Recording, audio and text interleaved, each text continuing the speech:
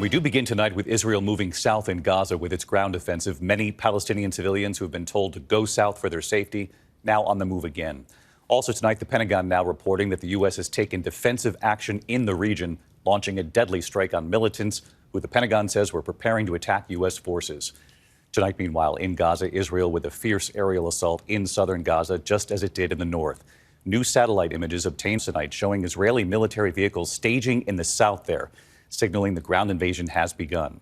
Israel's troops now engaged in close combat once again, and Israel warning Palestinians to move, this time to safe zones in the south. Israel dropping leaflets showing where to go. The harrowing images coming in, this family seen running and dodging bullets where witnesses believe there was supposed to be an evacuation route.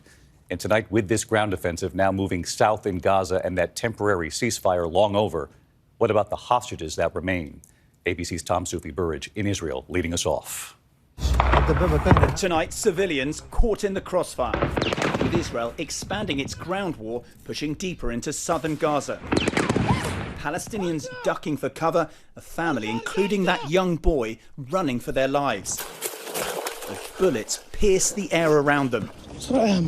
This was supposed to be an evacuation route. As new satellite images show Israeli military vehicles staging in the south, a sign that their ground invasion into southern Gaza has officially begun. We watched as the IDF pounded Gaza today. Well, we're witnessing a really heavy and constant bombardment into the Gaza Strip. You can see smoke in the distance, airstrikes, artillery. Hospitals overwhelmed, children treated on the ground outside. Ibrahim rushing his injured 2-month-old son Adnan into the ER, saying his family fled south just like they were asked, only to dodge more bombs. What can we do, he asks. Every day we die 1 million deaths. Tonight, an Israeli military official saying its forces are now moving to encircle the key southern city of Khan Younis.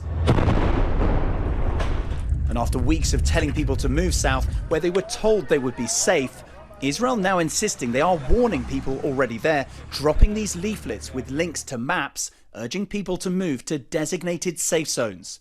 Our producer Sami Zara forced to move his family for the 17th time since the war began. We don't know what to do.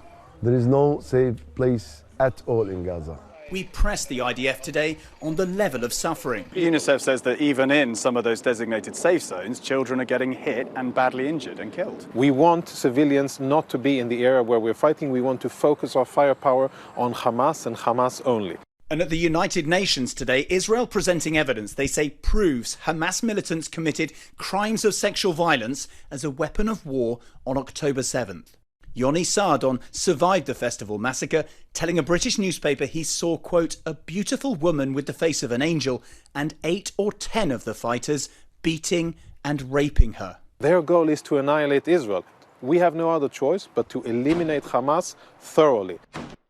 So let's bring in Tom Soufi-Burridge. He's in Tel Aviv tonight. And Tom, we know that temporary ceasefire now, of course, long over. So what more have we learned about the more than 100 hostages, including the Americans, of course, who remain in captivity with this new assault now underway? David, given the scale of fighting and intense bombardment of Gaza today, the fate of those remaining hostages is really uncertain. Negotiations for their release have halted. The hostages' families due to meet Israeli Prime Minister Benjamin Netanyahu tomorrow. David? Tom Soufi-Burridge leading us off in Tel Aviv tonight. Tom, our thanks to you. Hi, everyone. George Stephanopoulos here. Thanks for checking out the ABC News YouTube channel. If you'd like to get more videos, show highlights, and watch live event coverage, click on the right over here to subscribe to our channel. And don't forget to download the ABC News app for breaking news alerts. Thanks for watching.